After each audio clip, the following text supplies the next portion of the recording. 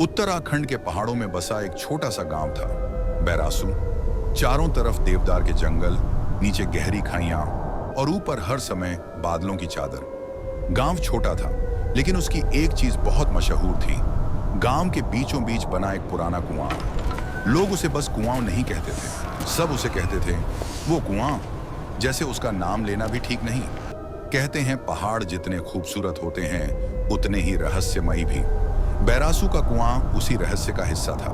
गांव के बुजुर्ग बताते थे कि ये कुआं 100 साल से भी पुराना है। अंग्रेजों के जमाने में बना था, तब पानी की बहुत कमी हुआ करती थी, तो इसी कुएं से पूरा गांव पानी भरता था। लेकिन फिर एक के बाद एक ऐसी घटनाएं हुई कि लोगों ने इस कुएं से दूरी बना ली। सबसे पहले गायब हुई थी मंगली। मंगली सिर्फ 10 साल की बच्ची थी। एक शाम वो अपनी माँ के साथ पानी भरने आई थी।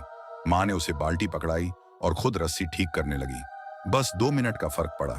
मंगली ने झुककर कुएं में झांका और फिर बस एक चीख। माँ जब तक पलटती, मंगली गायब थी। लोगों ने बहुत ढूंढा, कुएं में रस्सियां डाली, नीचे देखा, लेकिन कुछ नहीं मिला। न लाश, न कपड़े, न बाल्टी। ऐसा लगा जैसे बच्ची हवा में घुल गई हो। गांव में डर फैल गया। कुछ दिनों तक लोग कुएं के पास जाने से डरने लगे। लेकिन पहाड़ों में पानी के बिना काम नहीं चलता। धीरे धीरे लोग फिर आने लगे। दूसरी घटना इस बार बारी थी भगवती काकी की। वो बुजुर्ग थीं, लेकिन दिमाग से बिल्कुल ठीक। एक सुबह वो अकेली कुएं पर गईं। काफी देर तक वापस नहीं आई। जब लोग ढूंढने पहुंचे तो भगवती काकी कुएं के किनारे बैठी थीं, लेकिन उनकी आंखें खुली थीं और शरीर ठंडा, मरे हुए। डॉक्टर नहीं था गांव में। पंडित ने कहा दिल बैठ गया होगा, लेकिन लोगों ने देखा था उनके नाखूनों में मिट्टी भरी थी और उंगलियां ऐसे जकड़ी हुई थीं जैसे किसी ने उन्हें नीचे खींचने की कोशिश की। इसके बाद कुआं सच में भूतिया कहलाने लगा। समय बीतता गया। सालों बाद बैरासू गांव में एक नया आदमी आया, अमित। करीब 30 साल का, शहर से आया हुआ। उसकी नौकरी वर्क फ्रॉम होम थी। शांति चाहिए थी, सस्ता घर चाहिए था। किसी ने बैरासू का नाम सुझा दिया। अमित को भूत प्रेत की बातों पर ज्यादा यकीन नहीं था। उसे लगा गांव वाले पुराने किस्से बढ़ा चढ़ाकर बताते हैं।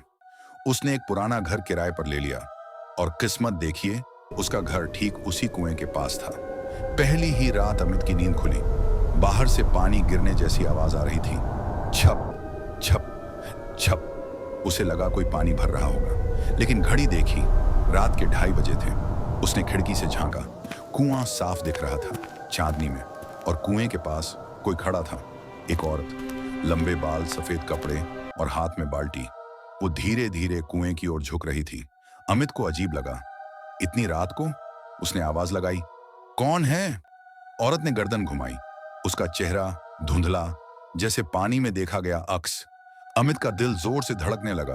पलक झपकते ही वो औरत गायब थी। अगली सुबह अमित ने गांव वालों से पूछा। सब चुप हो गए। एक बूढ़ा बोला, बेटा, रात को कुएं की तरफ मत देखा कर। अमित हंस दिया। डराने के तरीके हैं ये। लेकिन उस रात फिर वही आवाज। अब की बार अमित बाहर निकल आया। कुआं खामोश, लेकिन जैसे ही उसने पास जाकर झांका, नीचे अंधेरे से किसी ने फुसफुसाया, पानी दे दे। अमित पीछे गिरते गिरते बचा। कुएं का सच डर के मारे अमित ने गांव के सबसे पुराने आदमी हरदा काका से बात की। हरदा काका ने बहुत देर चुप रहने के बाद कहा, यह कुआं सिर्फ पानी नहीं देता, ये लेता भी है। उन्होंने बताया कि अंग्रेजों के जमाने में जब ये कुआं बनाया जा रहा था, तब एक औरत, गौरा, को जबरदस्ती कुएं में फेंक दिया गया था, गांव के ही कुछ लोगों ने। वजह, उसने जमींदार के खिलाफ आवाज उठाई थी। गौरा गर्भवती थी। मरते वक्त उसने कुएं को पकड़कर कहा था, जिसने मुझे छीना है मैं उसे यहीं से खींच लूंगी। उस दिन के बाद से कुआं कभी पूरा नहीं भरा। जितना पानी भरो उतना कम लगता, और कभी कभी किसी को खींच लेता। अमित अब जाना चाहता था, लेकिन उसी रात उसकी नींद फिर टूटी। इस बार आवाज सीधे उसके कमरे से आ रही थी। अमित, आवाज कुएं से नहीं, दीवारों से। वो बाहर भागा। कुएं के पास वही औरत खड़ी थी। अब चेहरा साफ था, आंखें खाली, पेट ढंसा हुआ। तू जाएगा तो मैं किसे बुलाऊं? कहते हुए उसने कुएं की ओर इशारा किया। अचानक अमित को महसूस हुआ उसके पैर जमीन से चिपक गए हैं, जैसे कोई नीचे से खींच रहा हो। सुबह गांव वाले कुएं के पास जमा थे। अमित नहीं था। कुएं के पास उसका मोबाइल पड़ा था और पानी आज पहली बार कुआं पूरा भरा हुआ था। उस दिन के बाद बैरासू गांव खाली होने लगा। लोग शहर चले गए, कुआं अब भी है। अगर कभी उत्तराखंड के पहाड़ों में किसी सुनसान गांव में ऐसा कुआं दिखे तो रात में उसके पास मत जाना, क्योंकि कुछ कुएं प्यास बुझाने के लिए नहीं, यादें लेने के लिए होते हैं।